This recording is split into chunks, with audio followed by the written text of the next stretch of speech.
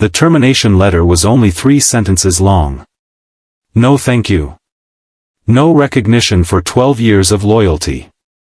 Just a cold corporate message informing Daniel Brooks that his position had been eliminated effective immediately. He folded the paper carefully before slipping it into his jacket pocket. His 7-year-old daughter, Lily, waited outside the glass building with a backpack almost as big as she was. "Did they fix everything at work, Dad?" Daniel forced the kind of smile only parents know how to fake. "Not exactly." She tilted her head. "So, are you coming home early today?" He nodded. "For a while." She smiled as if he'd just given her the greatest gift imaginable. Sometimes children measured wealth differently than adults. They counted bedtime stories. Pancakes on Tuesday mornings. Holding hands across parking lots. Daniel looked back one last time at the engineering headquarters where he'd helped design award-winning electric vehicles. 12 years. Thousands of overtime hours. Countless weekends. Gone before lunch. He squeezed Lily's tiny hand. "Let's go home." Neither of them knew that this heartbreaking afternoon would begin a journey no one in the automotive world would ever forget. 3 years earlier, Daniel's wife, Emily, had passed away after a sudden illness. Since then, every decision revolved around one simple question. What would help Lily feel safe? He packed school lunches. Braided hair after watching online tutorials. Read bedtime stories even when exhaustion blurred the words. Being both father and mother wasn't something he'd mastered. It was something he kept choosing every day. Engineering had always been more than a paycheck. As a child growing up in rural Ohio, Daniel had built toy cars from scrap wood and bicycle parts. His grandfather often said, "Real engineers don't just solve problems. They make life easier for people they'll never meet." Those words became Daniel's compass. At Hawthorne Automotive, he dreamed of creating affordable electric cars ordinary families could actually buy. Instead, executives chased luxury markets. Expensive interiors. Flashy technology. Bigger profit margins. Daniel quietly suggested simpler designs that reduced manufacturing costs. The ideas were ignored. Eventually, the company replaced experienced engineers with cheaper contractors and advanced automation. Daniel wasn't fired because he lacked talent. He was fired because kindness and long-term thinking didn't fit the quarterly spreadsheet. The first month without work was frightening. Bills piled higher. Savings shrank. Daniel submitted dozens of applications. Every interview ended the same way. "We've decided to move forward with another candidate." Lily noticed more than Daniel realized. One evening she found him staring silently at unpaid bills. She disappeared into her bedroom. Minutes later she returned carrying a small glass jar decorated with glitter stickers. "My adventure money." Daniel smiled weakly. "You've been saving that for Disney World." She nodded. "But adventures don't have to be at Disney." She pushed the jar toward him. "We can use it for groceries." Daniel's eyes filled instantly. "No, sweetheart. I want to." She hugged him. "We're still a team." That tiny glass jar reminded Daniel that real wealth wasn't stored in bank accounts. It lived inside generous hearts. Unable to find work quickly, Daniel converted his cluttered garage into a workshop.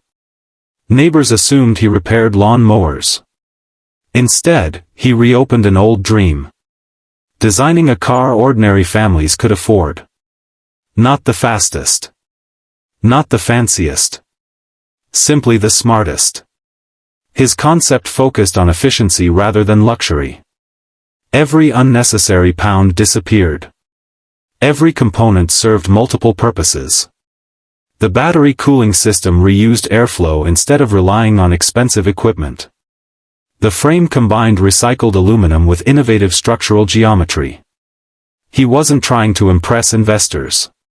He wanted to help school teachers.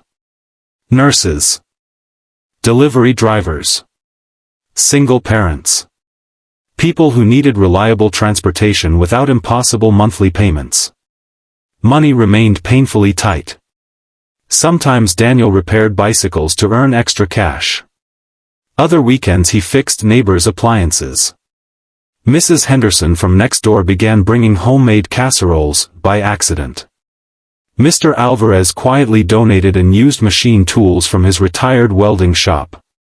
A local high school robotics club volunteered on Saturdays. Nobody invested because they expected riches. They invested because Daniel treated everyone with respect. Kindness spread through neighborhoods the way sunlight slowly fills a room. One rainy afternoon, 12-year-old Marcus wandered into the garage. He lived across the street. His mother worked 2 jobs. School wasn't going well. Teachers described him as distracted. Daniel noticed something different. Curiosity. Marcus stared at the unfinished chassis. Does this thing actually work? Not yet. Can I help? Daniel handed him safety glasses. Only if you're willing to learn. Every Saturday afterward, Marcus appeared before sunrise. Daniel taught him measurements, electrical circuits, problem solving. But the most important lesson wasn't engineering. Whenever Marcus made mistakes, Daniel never yelled. He simply asked, "What did we learn?" Months later Marcus admitted no adult had ever spoken to him that way. Confidence replaced frustration. Grades improved. His robotics teacher couldn't believe the transformation. One person's patience had quietly redirected another young life. Nearly 18 months passed. The prototype finally rolled out of the garage. It looked surprisingly elegant despite its humble origins. Neighbors applauded. Children rode bicycles behind it as Daniel carefully tested the vehicle around empty industrial roads. The efficiency numbers shocked everyone who saw them. Energy consumption was dramatically lower than existing commercial models. Word spread through local engineering circles. Eventually an independent automotive innovation event invited Daniel to demonstrate the prototype. The event included manufacturers from across the country, including Hawthorne Automotive. Daniel almost declined. Old wounds still hurt. Lily looked up from the kitchen table. "You always tell me not to quit because I'm scared." He laughed softly. "I really did say that, didn't I? So now you have to listen too." Children often return wisdom to the adults who first gave it. The exhibition buzzed with cameras, journalists, engineers, and investors. Luxury concept cars sparkled beneath enormous lights. Daniel's modest silver prototype occupied the smallest display area. Some visitors barely noticed it. Others smiled politely before walking away. Then Hawthorne executives arrived. Among them stood Victor Kane, the vice president who had signed Daniel's termination papers. Victor recognized him immediately. He smirked. "So the garage hobby is still alive." Daniel remained calm. "It's more than a hobby." Victor circled the vehicle. No touchscreen dashboard. No luxury seating. No expensive branding. He chuckled loudly enough for nearby guests to hear. "Looks like something built from leftovers." Several people laughed.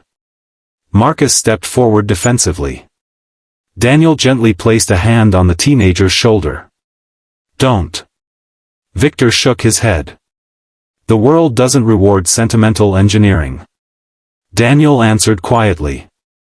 "Sometimes it rewards useful engineering." One challenge remained before the exhibition concluded. An independent efficiency organization announced an open demonstration. Any vehicle could attempt to break the long-standing energy efficiency record on their controlled track. The record had stood unbeaten for 11 years. Most manufacturers avoided the challenge. Failure attracted headlines. Success seemed impossible. Daniel surprised everyone by registering. Journalists exchanged puzzled looks. Victor laughed openly. This should be entertaining. Lily squeezed her father's hand. You already won. Daniel smiled. How? You built it. The test began.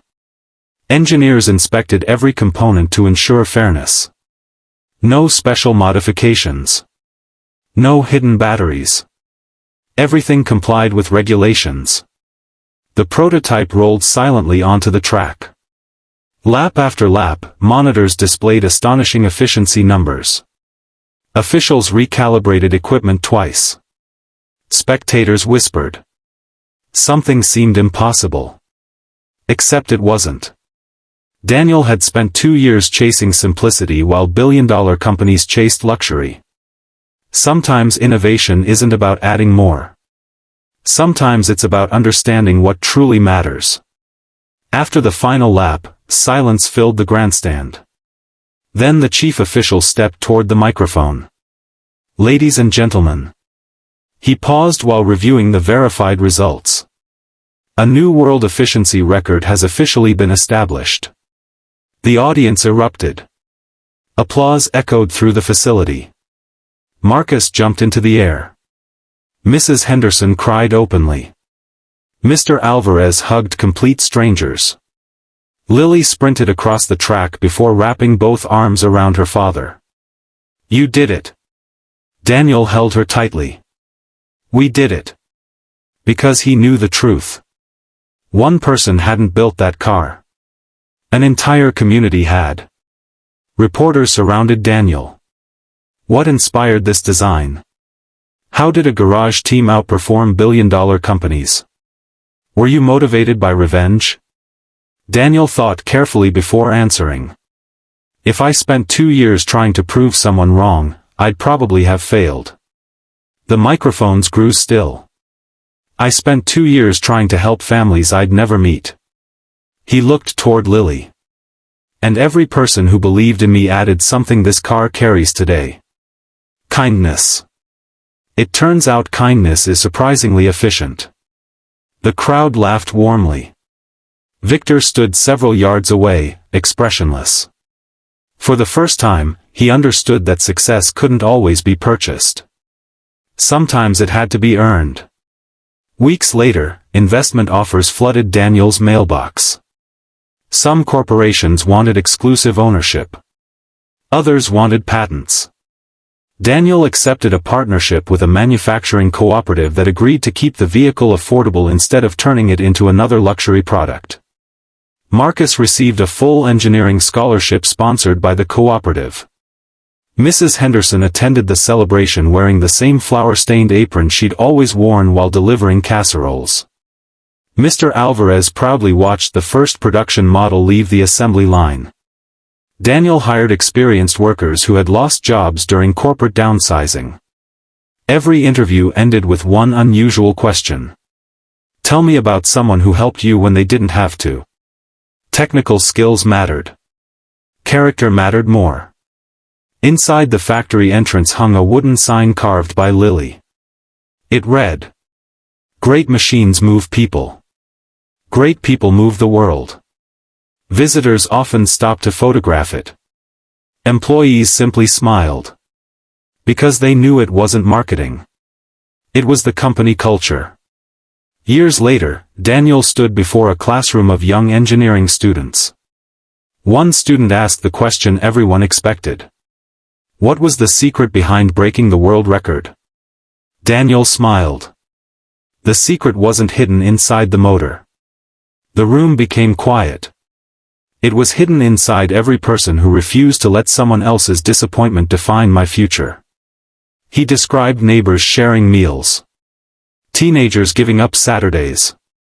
A little girl offering her Disney savings. An elderly welder donating forgotten tools. No blueprint can measure compassion. But compassion gives people the strength to build things they never imagined possible. The students applauded. Not because they'd learned about engineering. Because they'd learned about humanity. Life has a way of convincing us that our value depends on titles, salaries, or the opinions of people sitting in expensive offices. Daniel Brooks discovered something far greater. A job can disappear in a single afternoon. Dreams can survive much longer. When kindness becomes the engine behind your work, setbacks become detours instead of dead ends. The people who doubted him eventually forgot their laughter. The people who believed in him never forgot how hope felt. And somewhere, on roads across America, families quietly drove affordable cars born inside a cluttered garage where a father and daughter refused to give up. Because the greatest records aren't always measured by speed. Sometimes they're measured by the number of lives changed along the journey. If this story leaves you with one lesson, let it be this. Never underestimate a kind heart with a determined purpose. The world may overlook it today. But tomorrow, it just might change everything.